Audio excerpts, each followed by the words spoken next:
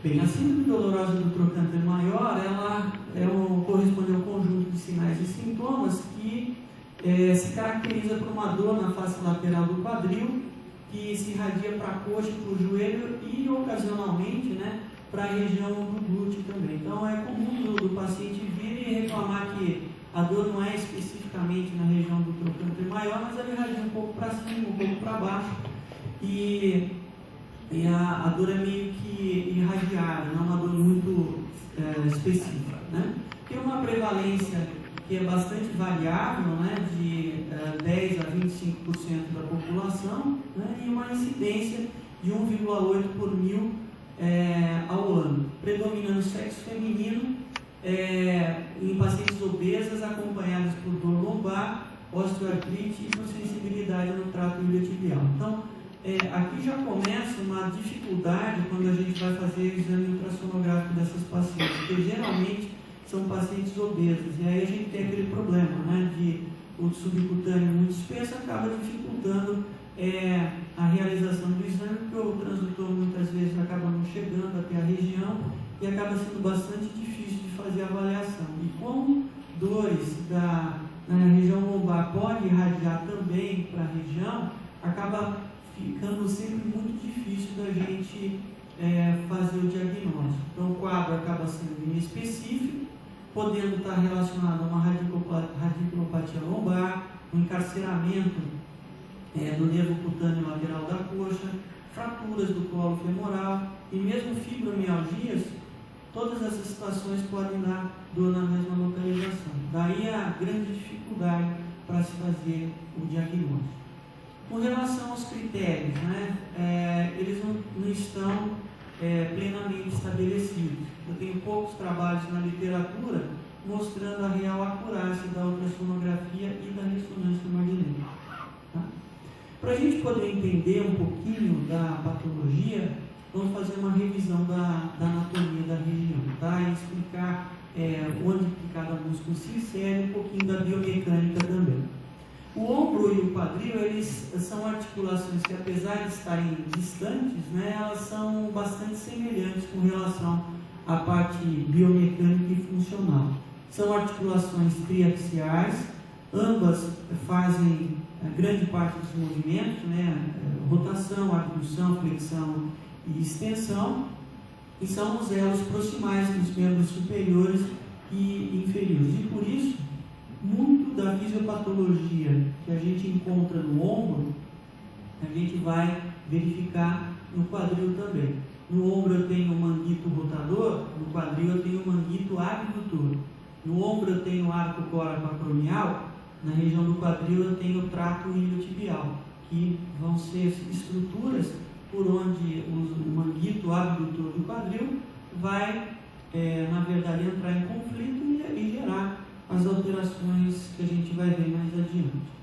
Então, falando dos abdutores do quadril, né, eles são compostos pelos glúteos mínimo e médio, né, que são responsáveis pela rotação interna e externa do quadril, e o glúteo médio dos dois é o mais importante, porque ele é o principal estabilizador da pelve durante a marcha. É ele que mantém a bacia estabilizada durante a marcha. Então aqui tem que não ficou boa a imagem, mas a representação durante a marcha do que ocorre. Eu tenho uma torção do tronco, e aqui a gente pode ver na modelo que quando ela realiza a flexão do quadril, ela é acompanhada por uma rotação externa. Ao contrário, quando ela promove a extensão da coxa do quadril, eu tenho a rotação interna do quadril. Então, a extensão acompanha-se por uma rotação interna e a flexão acompanha-se por uma rotação externa. E para que possa haver esse movimento coordenado durante a marcha, eu tenho que ter a estabilização que é dada pelo músculo do glúteo médio. Tá? Então, é o músculo do glúteo médio que acaba promovendo a estabilização através da sua contração. Então, o músculo do glúteo médio contrai, mantém a bacia estabilizada horizontalmente e permite com que haja movimento de flexão e extensão do quadril. Começando então a ver um pouquinho da anatomia, né? Vamos começar de fora para dentro. A gente fazendo um corte, né, na anatomia, abrindo a pele subcutânea, nós já vamos cair aqui no trato iliotibial, né, ou na face lata, né? A região mais superior é a face lata, que corresponde ao prolongamento da parte aponeurótica do tensor da face lata, que se insere na porção mais anterior da crista ilíaca. Então aqui eu tenho o músculo tensor da face lata, na porção anterior. Aqui eu abri a face lata com a visualização do trocânter maior, e com essa abertura eu tenho duas partes, uma anterior que vai até o tendão tensor da face lata e uma posterior que se continua com o glúteo máximo. Nessa próxima imagem, o que nós vemos?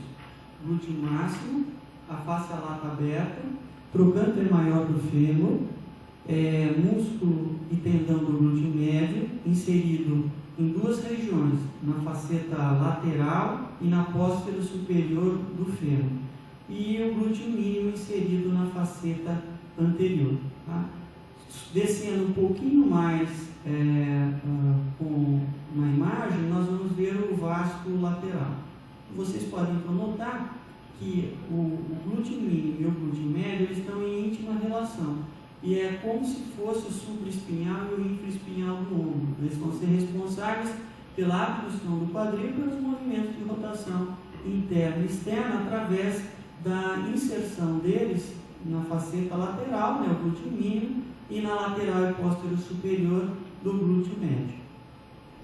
Para diminuir o atrito entre essas estruturas tendinosas e musculares, nós vamos ter três bolsas sinoviais. A localizada entre o glúteo mínimo e a cortical da faceta anterior é a bolsa do subglúteo mínimo. Na faceta lateral entre o tendão do glúteo médio e a cortical, nós temos a bolsa do subglúteo médio. E na região mais posterior, abaixo do glúteo máximo e superficialmente ao tendão do glúteo médio, nós temos a bolsa trocantérica propriamente dita. Então, essas três bolsas, elas podem sofrer processos inflamatórios. Tá? E é importante vocês saberem que existe mais de uma bolsa sinovial e que podem ter mais de uma localização, né, o acúmulo de líquido ou espessamento paletal. Como que nós fazemos a avaliação no ultrassom? Bom, primeiro nós vamos identificar o trocânter maior. Na faceta anterior, lateral e póstero superior, nós vamos identificar os tendões dos abdutores do quadril. Então nós devemos orientar o transdutor ao longo das fibras do tendão, tanto do glúteo mínimo quanto do glúteo médio. Depois fazemos movimentos no plano transversal.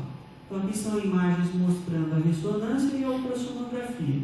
Num corte mais superior, nós vemos aqui a face lata, continuando com o glúteo médio, face lata continuando com face lata com o glúteo máximo, face lata com o glúteo máximo, ao lado do ventre muscular do glúteo médio. Ventre muscular do glúteo médio, tensor da face lata, tensor da face lata. Descendo um pouco com o transdutor, nós vamos continuar visualizando o tensor da face lata, vemos o glúteo médio, face lata, glúteo máximo, e aqui nós já vamos identificar as três facetas, anterior, lateral e póstero superior, onde nós identificaremos o tendão do glúteo mínimo, aqui ainda é ventre muscular do glúteo médio, tendão do glúteo médio, tendão do glúteo médio, e aqui a região da faceta póstero superior a gente não consegue identificar. E no plano longitudinal, aí sim, nós vemos a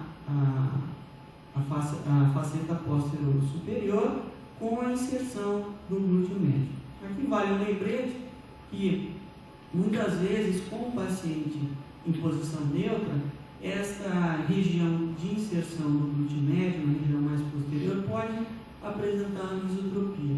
Então, como que nós fazemos para tirar essa anisotropia? Nós pedimos para o paciente fazer uma abdução, abrir a perna, e dessa forma nós vamos tensionar a porção posterior do glúteo médio, e aí a gente tira a anisotropia. Então, mais mais uma vez lembrando, né, da parte fisiopatológica, lembrar que durante a marcha nós fazemos movimento tanto de extensão quanto de flexão, né? Esse movimento de flexão e extensão é acompanhado pela rotação interna e externa, e essa estabilidade do quadril é dada pelo glúteo médio. E isso a gente pode também verificar durante o exame ultrassonográfico. Então nós vemos a íntima relação da face lata com a faceta anterior e lateral. Tá? Quando nós fazemos a flexão do quadril, ela é acompanhada por uma rotação externa, e quando nós fazemos a extensão, o quadril é rodado anteriormente e a gente apenas vê a faceta lateral. A faceta anterior a gente acaba não vendo mais, e a gente pode verificar a íntima relação que existe da face lata com o tendão do glúteo, né? Aqui eu tentei passar, mas eu acho que a gente não vai conseguir passar o filme, mas eu mostro na prática depois como que a gente verifica. E aqui eu fiz uma simulação de uma marcha, né? Infelizmente não era da modelo, né? Era de um funcionário do hospital, e que a gente simulou a marcha. Então aqui com o pé, na verdade que foi feita a flexão, o tendão do glúteo médio estava relaxado, e o pé de apoio, a gente fez uma imagem do tendão do glúteo médio com o pé de apoio. Então vocês observam a diferença que existe entre os dois, né? O lado contralateral, né, do passo, nós vemos nitidamente a contração do tendão do glúteo médio, enquanto que a perna que foi efetuado o passo, o tendão do glúteo médio estava relaxado. Com relação à fisiopatologia, já dá para perceber que ela vai estar associada a movimentos repetitivos, né? Então, corredores podem ter processos inflamatórios, degenerativos da região, pelo fato de, na verdade, ter a corrida e os passos que acabam levando à fricção da região. E existem também alterações relacionadas a disfunções biomecânicas. Então, o paciente obeso, o paciente que tem artrose na articulação, acaba sobrecarregando os abdutores, e isso pode dar uma dor localizada na face lateral do quadril. E outro mecanismo fisiopatológico é o que a gente já havia comentado com relação à fricção. Então nós vemos que durante a rotação interna e externa, tanto o tendão do glúteo mínimo e principalmente do glúteo médio e a bolsa trocantérica vão sofrer um atrito na face lata, assim como o manguito rotador sofria no arco coracoacromial. E uma pergunta, na verdade, que a gente se faz, né, é que será que a bursite trocantérica é tão prevalente, né? Porque os ortopedistas colocam sempre bursite trocantérica, mas será que a tendinopatia não é mais frequente? Então, nesses trabalhos recentes que foram feitos, o que eles chegaram à conclusão? Que, na verdade, as alterações do glúteo médio são a principal causa da síndrome dolorosa do trocânter maior do fêmur, e que a distensão da bursa trocantérica foi incomum. Quando ela estava presente, ela não foi isolada, havia associação com o tendão do glúteo médio. Então, o que hoje se tem nos trabalhos, e mesmo que a gente acaba vendo na ultrassonografia, é que quando o exame é positivo para a patologia, o que nós encontramos são alterações do tendão. Raramente a gente acaba encontrando bursite trocantérica, ou, como o trabalho mostrou, né, esse trabalho mostrou, quando a gente vê a bursite, o tendão também está alterado. Tome cuidado com achados que vocês acabam fabricando, tá? Então já tive colegas que deram relatórios de espessamento da bolsa trocantérica. Nós não conseguimos enxergar a bolsa trocantérica normal, tá? Porque não existe contraste entre a bolsa e a gordura peritrocantérica. Tá? Então, para a gente ver espessamento da bolsa, tem que ter líquido distendendo. Tá? Então, sem líquido, não dá para fazer diagnóstico de bursite trocantérica. Existe, na verdade, uma grande, um conflito, não diria um conflito, mas assim, uma discordância entre achados de ultrassom e achados de ressonância magnética. E por que ocorre isso? O ultrassom dá normal e a ressonância magnética dá alterada. Então, eu trouxe esse caso aqui, que é bem ilustrativo, onde nós vemos a alteração de sinal da gordura junto da face lata, do lado do trocânter, bilateral. Tá? E que na maioria das vezes o colega acaba dando bursite trocantérica ou dá um atrito da face lata com o trocânter. Então, tomar cuidado porque essas alterações que a gente acaba encontrando na ressonância magnética são alterações que podem ser comuns de serem encontradas em pacientes acima dos 40 anos, tá? E que geralmente são bilaterais. Essas alterações são consideradas, entre aspas, assim, normais para a faixa etária, como se fosse o alargamento de sulco cortical que a gente observa na tomo de crânio. Tá?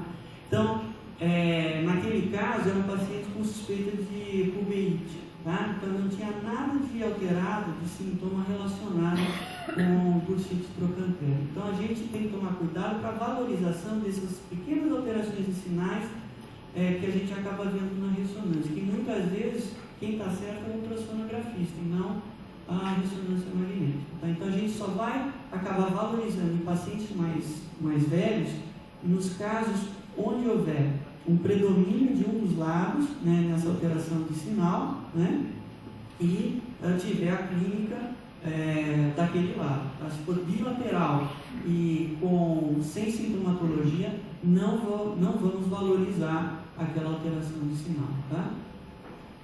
Bem, nos casos de patologia propriamente dita, como que começa esse processo patológico? Inicialmente, nós vamos ter uma peritendinite.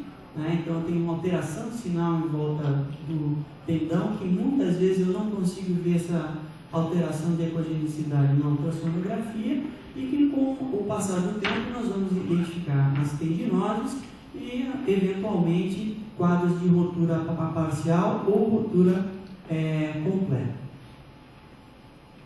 E na ultrassonografia, como que nós vamos identificar essas alterações? Vamos ver espessamento e hipoecogenicidade do tendão, aqui no caso do glúteo mínimo, aqui o glúteo médio. Podemos ver espessamento da face lata associados ou não à alteração da ecogenicidade. Então aqui a gente vê uma face lata espessada, com uma irregularidade do trocânter, espessamento e hipoecogenicidade do tendão, com alguns intesófitos, vistos aqui também na tomografia, o espessamento da face lata, que está normal espessado. Ou a gente pode ver, em casos mais graves, roturas acompanhadas por líquido na bolsa trocantérica. Então aqui nós vemos a rotura do tendão do glúteo, na verdade do glúteo mínimo e de parte do tendão do glúteo médio. Sobrou apenas a porção posterior do tendão inserida na faceta póstero superior. Toda a porção anterior do glúteo médio e o glúteo mínimo acabou rompendo.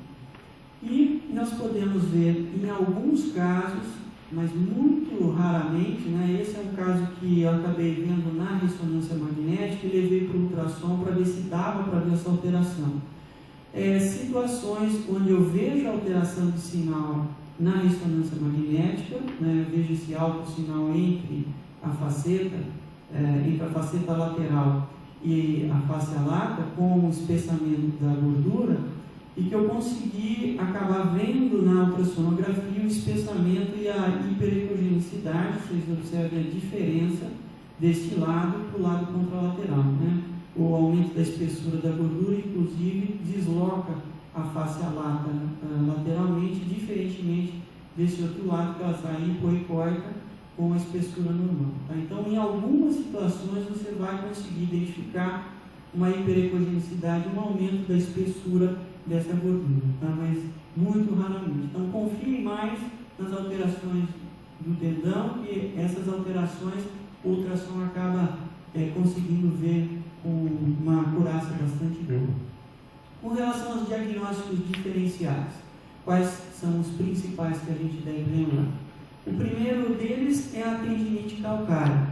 A fisiopatologia é idêntica do ombro. Nós vamos ver aquelas calcificações grosseiras, tanto no glúteo mínimo, né, quanto no glúteo médio. Eu vejo a faceta lateral, né, podendo ser acompanhadas, inclusive, por líquido no interior da bolsa trocantérica. Aqui vale um outro lembrete também, que dependendo da posição em que o quadril estiver, seja em rotação externa ou interna, o líquido na bolsa trocantérica vai, na verdade, se localizar em situações diferentes. Quando eu faço a rotação externa, o que vai ocorrer? Nós vamos ter uma compressão do líquido localizado mais posteriormente e ele vai se dirigir mais anterior, diferentemente da rotação interna, onde diminui a pressão sobre a bolsa trocantérica e o líquido tende a se localizar mais posteriormente pela posição que o paciente está. Tá? Então, tomar cuidado com a posição que o paciente estiver, que o líquido vai poder se localizar em regiões diferentes. Aqui é uma imagem semelhante à que a gente viu. E um outro diagnóstico diferencial é a fase inicial da ossificação heterotópica, que ela se caracteriza pela presença de coleções, muitas vezes acompanhadas por um intenso fluxo no Doppler colorido, simulando inclusive um abscesso. Aí, com o passar do tempo, essas áreas que são, na verdade, aparecem como coleções no ultrassom, vão sofrendo o processo de calcificação e aí a ossificação vai ficando mais evidente, principalmente na região peritrocantérica. Tá? Então, a ossificação heterotópica é um dos diferenciais que, na verdade, são importantes, mas também são fáceis de fazer o diagnóstico pela clínica, já que são em pacientes acamados, pacientes paraplégicos, acaba sendo mais fácil de fazer o diagnóstico. E, por fim, a doença de Moyle-Lavalin, que na verdade corresponde a uma coleção que se forma na transição do subcutâneo com a face lata. Nessa região da transição do subcutâneo com a face lata, nós temos várias estruturas vasculares, é uma região muito irrigada. E nas situações onde existe traumatismo, com forças de cisalhamento nessa região, principalmente em acidentes de moto ou de bicicleta, em que o indivíduo cai e acaba deslizando no chão, pode haver o rompimento dessas estruturas vasculares e a formação de coleções nessa topografia, inclusive com o passar do tempo podendo simular até formações expansivas. Tá? Então essa é a doença de Moyle-Lavalin, que vale a pena também vocês saberem que pode ser um dos diagnósticos diferenciais. Tá? Vamos então dar uma olhada agora na parte prática. Eu vou começar mostrando para vocês a avaliação completa do quadril, tá? Como que a gente faz, desde a pesquisa de derrame articular até a avaliação dos tendões dos glúteos, né? Então, a avaliação do quadril, nós iniciamos na pesquisa de derrame articular, fazendo um corte no plano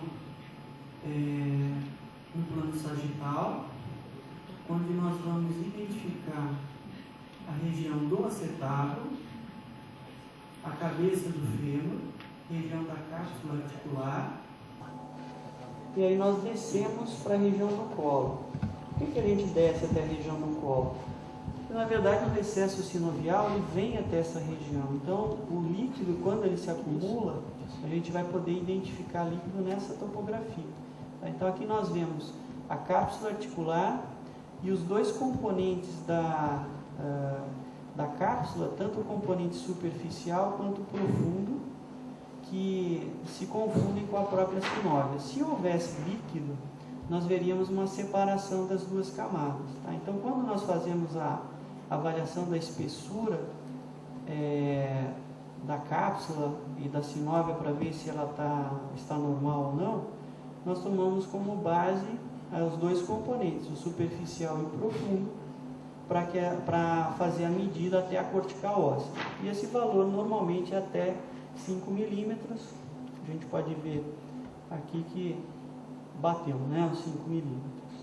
Descendo um pouquinho, a gente avaliou para ver se tem derrame. Aí nós estamos voltando para a região mais superior e vamos fazer um corte no plano transversal para identificação do tendão do músculo ilipsoso, o qual a gente deve avaliar no ultrassom e ver também se existe líquido na bolsa sinovial do ilipsoso. Onde se localiza a bolsa do ilipsoso? A bolsa do ilipsoso ela vai ter uma topografia bastante característica. Nós vemos o tendão do ilipsoso, a porção, na verdade, tendínea e a porção muscular. Tá? Então, nessa região, nós conseguimos ver os dois componentes, o muscular e o tendíneo.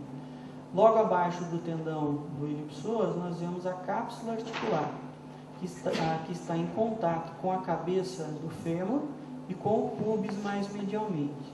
Nesta região entre o tendão e a cápsula articular, nós temos uma bolsa sinovial, que é virtual, que é a bolsa do ilipsoso, que em cerca de 15% dos pacientes acaba se comunicando com a cavidade articular do quadril. Então, nesse corte transversal, o objetivo principal é ver se existe ou não líquido nessa topografia. Continuando na avaliação do quadril, nós vamos tentar identificar o ilipsoso até a sua inserção no trocânter menor. Então, para que a gente faça isso, nós pedimos para o paciente fazer uma reflexão e uma abdução do quadril, tá? Para que a gente possa identificar o tendão indo até a região do trocânter menor. Tá? Então, aqui nós conseguimos chegar até o trocânter menor e identificar o tendão em toda a sua extensão, tá? Desde o trocânter até a região subindo, né, na região da articulação propriamente dita, onde nós conseguimos chegar mais proximal aqui no tendão, né? Então, o tendão até a sua inserção na região do trocânter, né? Fazemos essa varredura. Ainda nessa região, a gente pode identificar a inserção dos adutores do quadril, que é outra situação que é comum da gente receber em jogadores de futebol, né? Que podem sofrer estiramentos, processos de lesão, né? Na região do adutor do quadril. Então, nessa região, nós vamos inicialmente localizar a sínfise púbica, aumentando um pouquinho o ganho aqui, diminuindo um pouquinho a frequência. Então, nós conseguimos identificar a sínfise púbica, ver que tem contorno já meio que irregular, ele jogava bastante futebol antes, e nessa topografia nós já vamos ver a inserção dos adutores. No corte transversal, nós podemos identificar parte do tendão do adutor longo no corte transversal. Vou aumentar um pouquinho aqui a imagem, que vai ficar mais fácil da gente identificar. Acho que agora pode aumentar a frequência. Isso. Então, aqui nós já vemos o tendão do adutor longo. Vamos rodar o transdutor no plano longitudinal para a gente conseguir identificar até a origem dele. Então, nós vemos aqui o adutor longo com a sua origem na região do pubis, bem próximo da sínfise. Posteriormente, nós vemos o ventre muscular dele, do adutor longo, e logo abaixo, aquela imagem que fica em 3 camadas, né, adutor longo, curto e o magno. Então, nós conseguimos fazer a avaliação dos tendões adutores, desde a saída na região do pubis até a região mais inferior. E a partir daí a gente pode fazer cortes no plano transversal, identificando cada estrutura. Então, com relação às lesões musculares, né, aproveitando o gancho aqui, o importante é sempre a gente procurar saber o que a gente está avaliando, tá? Partir da origem do tendão, ou estar próximo de uma articulação onde eu vejo o tendão e possa seguir o músculo. Quando a gente pega o músculo propriamente dito, na verdade eles acabam tendo um aspecto muito parecido. Então a gente sempre tem que ter uma referência, ou óssea, ou estruturas vasculares ao redor, ou ter uma articulação próxima. Bem, então agora vamos ver a parte lateral do quadril. Então nós partimos da articulação em si, só voltar um pouquinho para vocês lembrarem um pouquinho da anatomia, né? Onde nós tínhamos a cabeça femoral, a região do colo, e agora a gente vai partir para a identificação da faceta anterior, para identificar o tendão do glúteo, né? Então aqui eu já tenho a região da cápsula articular. Aí eu vou pedir para ele ficar de lado, pode virar de lado, para que a gente encontre tanto os tendões do glúteo mínimo e a face lata, né? Vou subir um pouquinho. Aqui a gente vê mais externamente pele, subcutâneo, face lata, tendão do glúteo mínimo, né? Fazendo um deslocamento posterior do transdutor, tendão, face lata, tendão do glúteo médio, bem fininho, e a porção mais posterior do tendão do glúteo médio é a que é a mais espessa. A gente rola e vem encontrar aqui o tendão do glúteo médio se inserindo na faceta póstero superior. Se a gente pedir para ele levantar a perna esticada, levanta a perna esticada devagarinho. Nós vamos ver o tendão sem anisotropia, né, bem esticado, abaixa devagarinho. Abaixando devagar, vocês veem que ele fica um pouco mais hipoecóico. Levanta de novo. Ele estica, né, para dar estabilidade. Se ele estivesse em pé, daria estabilidade da bacia. Então, dessa forma, a gente consegue avaliar de maneira tanto estática quanto dinâmica o tendão, né? Pode abaixar. E aqui a face lata, né? Novamente. Dá só uma olhadinha na parte dinâmica. Aí eu vou pedir para você flexionar a coxa. Põe para frente a coxa. Isso. Pode esticar agora. Quando ele estica, a rotação interna. Quando ele flete, rotação externa. Tá? E aí a gente vê o atrito que tem do glúteo com a fáscia lata e com o próprio glúteo máximo. De novo, estica, ó.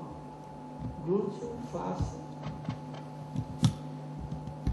glúteo, face, tá? Então isso também, durante o exame, acaba auxiliando também no diagnóstico, né? Vou virar um pouquinho de barriga para baixo, só para mostrar a face. Então essas três estruturas vão servir de referência. Então eu sei que o semimembranáceo vem mais medial, o que está logo posterior é o músculo semitendíneo e mais lateral o bíceps femoral. E encontrar o ciático é importante porque às vezes você pode ter uma rotura de ventre muscular dos isquiotibiais e esse hematoma irritar o ciático. Então tem uma rotura na face posterior da coxa, mas acaba tendo uma sintomatologia que vai até o pé, tá? Em função da irritação que pode ocorrer do nervo ciático, tá? Então aqui, ó, vemos aquele aspecto fascicular, né, do nervo, né? E em que a gente pode avaliar aqui pelo exame ultrassonográfico, com aquele aspecto fascicular. Claro que não é tão bonito quanto do mediano, porque quanto mais superficial, melhor a resolução. Mas dá para a gente ter uma boa ideia do nervo ciático e das alterações que podem ocorrer. Tá? E a gente pode ver a origem, né, dos isquiotibiais na região da tuberosidade isquiática. E aqui vocês vão ver a dificuldade de por que o diagnóstico fica um pouco impreciso quando nós avaliamos a inserção dos isquiotibiais, porque geralmente ele já aparece hipoecóico na sua origem, tá? Então, por isso que a avaliação pelo ultrassom não é a ideal nessa topografia, em função da hipoecogenicidade natural do tendão e também pelo fato de, dependendo do tecido adiposo da região glútea, da musculatura da região glútea, dificultar a chegada do feixe sonoro nas estruturas, tá? Então é isso que eu queria mostrar e lembrar para vocês dessa imagem, né, do triângulo ecogênico, que vai auxiliar na localização dos tendões dessa região aí, tá?